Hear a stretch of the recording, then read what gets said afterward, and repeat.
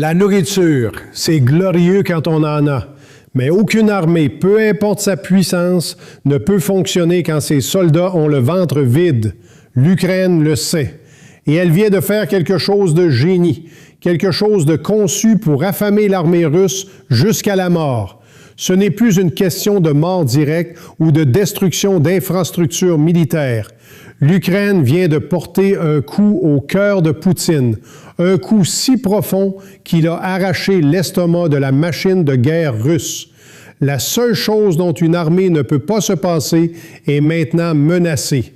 Et l'impact se fait déjà sentir, non seulement chez les soldats russes, mais aussi sur une certaine péninsule occupée illégalement depuis 2014. Tcherniivka, dans le sud de l'Ukraine. Pendant la majeure partie de l'invasion de Poutine, Tcherniivka a servi de l'une des 3 principales bases des armées de campagne que la Russie maintient dans le sud occupé. C'est vital. Cette base, avec 2 autres, forme l'estomac de l'armée russe dans le sud de l'Ukraine. Sa survie est essentielle pour garder les soldats de Poutine suffisamment nourris pour lancer leurs assauts infructueux contre les défenses ukrainiennes et maintenir leur propre défense des territoires qu'ils occupent illégalement. Tcherniivka était censé être hors de portée, un havre sûr pour les armées de campagne russes. Mais l'Ukraine vient de tout retourner. Le 1er juin, le 422e régiment séparé des forces de système sans pilote de l'Ukraine a marqué un coup direct contre un camion d'approvisionnement russe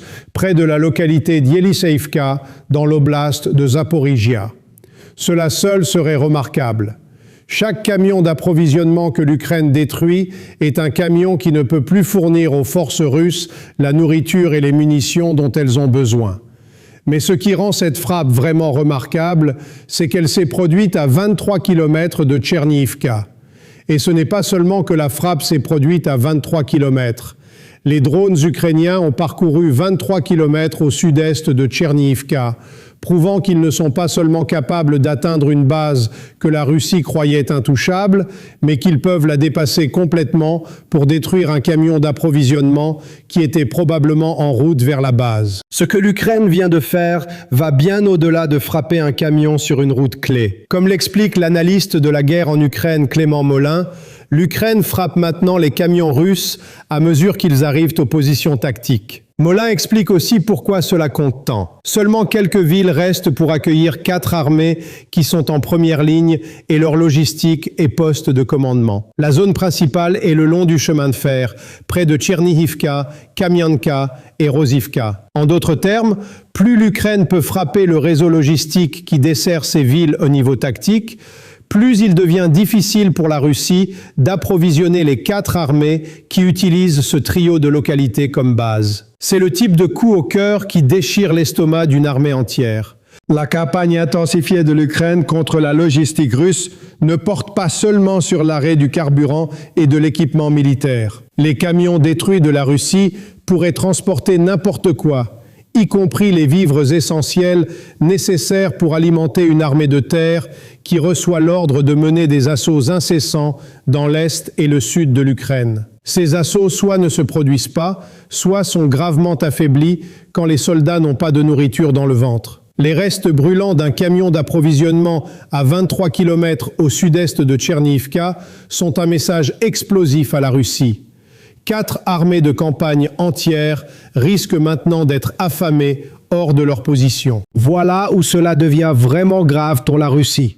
Si c'était l'histoire d'un seul camion en feu, cela ne signifierait pas grand-chose.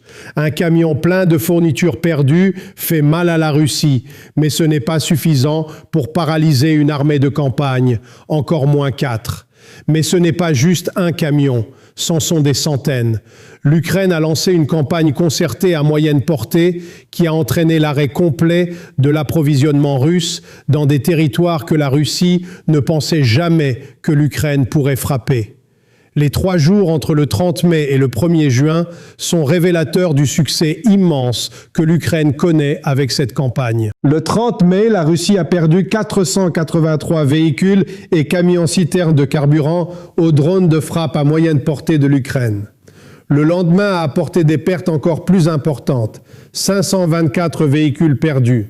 Et le 1er juin, l'Ukraine a couronné un trio de jours dévastateurs avec 384 autres destructions de véhicules d'approvisionnement russes, créant une moyenne de 3 jours de 463 camions russes par jour.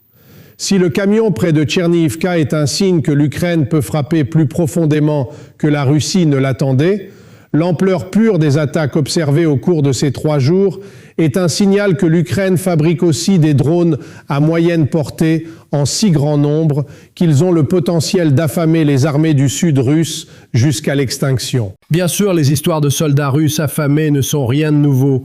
Plus tôt en 2026, le renseignement ukrainien a révélé que certains soldats russes sont si désespérés par la faim qu'ils recourent au cannibalisme des restes de leurs camarades morts pour obtenir un peu de viande dans le ventre. Dans d'autres cas, rapporte RFU News, les soldats russes se tirent dessus pour mettre la main sur de la nourriture. Et les communications interceptées sur le front de Liman à Donetsk montrent qu'il y a déjà un problème avec la logistique russe dans l'est de l'Ukraine. Nous avions l'habitude de recevoir 1 ou 2 barres de chocolat 2 fois par jour. Maintenant, c'est le 3e jour que nous n'avons rien mangé et demain ce sera le 4e, dit un soldat dans un enregistrement intercepté. Mais ce que l'Ukraine fait dans ses territoires du Sud est différent. Toutes ces histoires impliquent des cas isolés de soldats russes si désespérés par la faim qu'ils font l'extrême pour obtenir quelque chose dans le ventre. Oui, les campagnes ukrainiennes localisées qui ont laissé ces soldats incapables de recevoir des fournitures ont joué un rôle. Mais il n'y avait rien de concerté de la part de l'Ukraine. Maintenant, il y a. Une campagne entière a été conçue pour paralyser la logistique arrière russe et elle est soutenue par des programmes dédiés, comme l'initiative Logistics Lockdown, créée par le ministère de la Défense ukrainien à la fin mai, et une nouvelle génération de drones qui permettent à l'Ukraine de frapper plus profondément et plus fort que jamais. Revenons au trio de villes que Molin mentionne. Tcherniivka, Kamianka et Rozivka ne sont pas seulement les localités que la Russie a choisies comme hôtes de 4 de ses armées de campagne. Ce sont des points d'étranglement logistique. La nourriture et les fournitures circulent dans ces 3 villes sur des centaines de camions chaque jour. Les trains seuls ne peuvent pas atteindre ces villes et ils ne feraient que des cibles plus grandes pour les drones ukrainiens de frapper. Peu importe les routes alternatives que la Russie pourrait essayer de trouver pour ces camions, la réalité qui ne peut pas être évitée est que tous doivent converger sur ce trio de villes pour garder les armées de campagne du sud russe nourries et approvisionnées. C'est inévitable. Ce qui était censé être hors de portée a maintenant été frappé. Et l'Ukraine a la capacité de s'assurer que ces points d'étranglement logistique deviennent la mort des armées du sud russe. Euromaidan Press envisage un avenir où l'Ukraine envoie des essaims de drones à moyenne portée alimentés par l'IA vers les 3 localités en question. Ces drones seront programmés pour frapper tous les camions qu'ils voient exactement au point où ces camions sont les plus nécessaires pour la Russie. Les véhicules doivent converger sur Tcherniivka, Kamianka et Rozivka. La planification militaire russe n'a laissé aucune autre option. L'Ukraine a prouvé qu'elle peut atteindre cette couche de l'arrière russe. Ensuite, une campagne concertée pour rendre ces nœuds logistiques complètement inutiles aux 4 armées de campagne du sud russe. L'Ukraine a les drones pour le faire aussi. Le 30 mai, la BBC a rapporté qu'elle avait vérifié 14 incidents au cours de la semaine précédente de drones ukrainiens détruisant des véhicules russes transportant de la nourriture, du carburant et des munitions sur des routes critiques reliant la Russie à la Crimée occupée et à d'autres territoires occupés du sud de l'Ukraine. C'est un très petit nombre comparé à la réalité de ce qui se passe. Mais ce qui rend ce rapport si intéressant est que beaucoup des incidents impliquaient l'utilisation du drone Hornet. Ce drone, qui coûte seulement 5 000 $ à fabriquer, porte une ogive de 5 kg et peut voyager jusqu'à 200 km, est alimenté par l'IA. Il a été entraîné sur littéralement des milliers d'heures de vidéos de drones enregistrées par l'Ukraine, ce qui signifie qu'il sait précisément ce qu'il doit cibler sans nécessiter une intervention humaine pour faire ses frappes. Ce sont les types de drones que l'Ukraine peut utiliser pour affamer les armées du sud russe. Tout ce que l'Ukraine a à faire est de les envoyer traîner autour des 3 localités dont nous avons parlé dans cette vidéo. L'IA fait le reste. Le Hornet repère une cible potentielle, l'identifie en fonction des milliers d'heures de vidéos utilisées pour entraîner l'IA du drone, puis se concentre.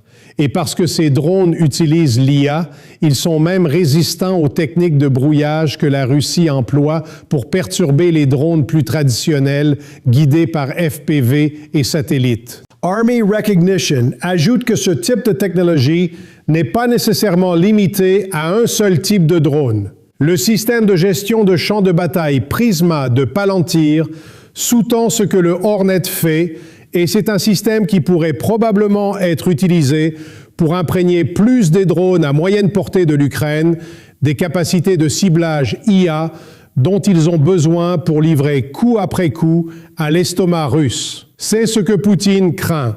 L'Ukraine travaille activement pour couper l'approvisionnement aux 4 armées du Sud. Mais ce que nous voyons n'est que le début.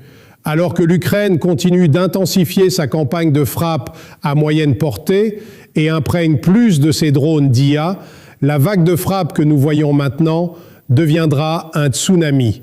Des centaines de camions détruits deviendront des milliers, alors que l'Ukraine suit un plan de jeu simple, détruire la logistique, et la nourriture est perdue. Et pour aggraver les choses pour la Russie, ce ne sont pas seulement les camions de nourriture que l'Ukraine peut cibler. Les camions-citernes de carburant perdus pour la stratégie à moyenne portée de l'Ukraine offrent encore plus de coups à l'estomac russe. Comment? Qu'est-ce qu'un camion de nourriture a besoin pour transporter sa cargaison? Du carburant. Si le carburant russe brûle sur les mêmes routes où la nourriture du pays est détruite, vous obtenez un double coup de famine. Le carburant perdu ne peut plus être utilisé, ce qui signifie que même les camions d'approvisionnement contenant de la nourriture destinée au sud de l'Ukraine ne peuvent aller nulle part.